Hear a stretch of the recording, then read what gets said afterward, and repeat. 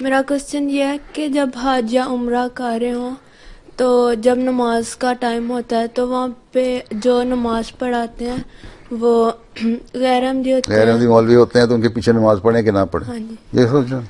تو عمرہ کر کے آئی ہو؟ نہیں. حج کر کے آئی ہو؟ نہیں جانا ہے؟ نہیں ویسی جنرل نالج. بات یہ ہے کہ وہاں جو لوگ جاتے ہیں حج پہ بھی اور عمرے پہ بھی، ان میں سے اکثر لوگ یہی بتاتے ہیں کہ اتنا چانس ان کو مل جاتا ہے کہ وہ علیحدہ نماز پڑھ سکیں. وہاں بھی مختلف فرقوں کے مسلمانوں کے لوگ گئے ہوتے ہیں اور کئی لوگ نماز علیحدہ پڑھتے ہیں، شیعوں میں سے بھی علیحدہ پڑھ لیتے ہیں. ٹھیک، اس لیے کوشش تو یہ کرنی چاہیے کہ علیحدہ نماز پڑھو. ٹھیک ہے، اپنے 4 5 6 10 کا گروپ بنتا ہے احمدیوں کا، تو نماز علیحدہ پڑھو. ٹھیک ہے. اور اگر کہیں اس طرح ٹریپ ہو گئے ہو، بیچ میں لوگوں کے اندر پھنس گئے ہو کہ باہر نکلنے کا راستہ کوئی نہیں ہے اور نماز شروع ہوئی ہے اور جائے کہ ادھر ادھر منہ کرو اور پھر لوگ تمہیں دیکھیں کہ کیا کر رہے ہو، تمہیں پوچھیں تم کون سے فرقے کے ہو، یہ ہو اور وہ ہو، اور فتنے کا خطرہ ہو، تو اس وقت اس نیت سے کہ اس وقت میں مجبوری میں نماز پڑھ رہی ہوں، اس کو دوبارہ پڑھوں گی، وہاں پڑھ لو نماز. ٹھیک.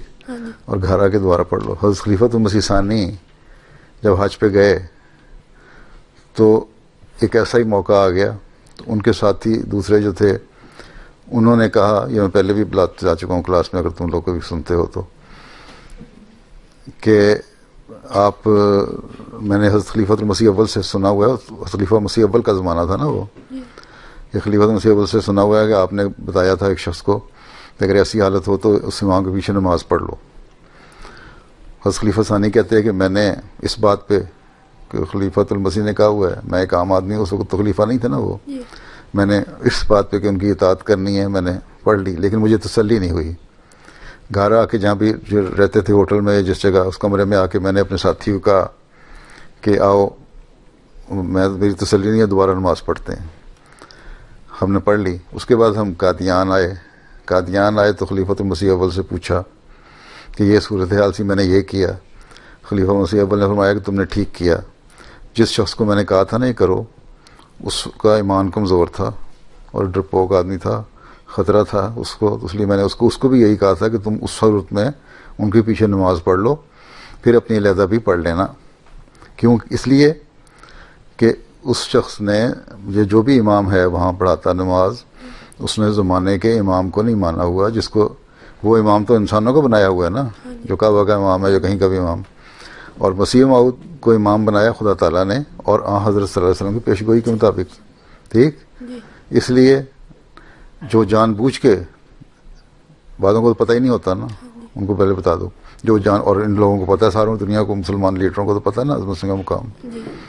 جو جان بوجھ کے نہیں مانتا امام کو، اس کے پیچھے نماز پڑھنا پھر جائز نہیں، اس لیے جائز نہیں. پہلے یہ بھی یہ بات ہے کہ پہلے حضرت مسیح علیہ السلام نے منع نہیں کیا تھا،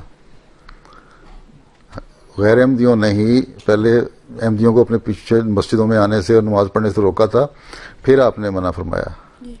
اس لیے اب ہماری غیرت برداشت بھی نہیں کرتی کہ ایک ایسے شخص کو امام بنا لیں جو زمانے کے امام کا انکار کرنے والا ہے. ٹھیک ہے. اگر ایسی صورت، اول تو پہلی بات یہ ہے کہ موقع مل جاتا ہے علیحدہ پڑھنے کا، نہ ملے تو پھر دوسری صورت جو میں نے بتائی ہے وہ کر لو. ٹھیک ہے. جزاک اللہ.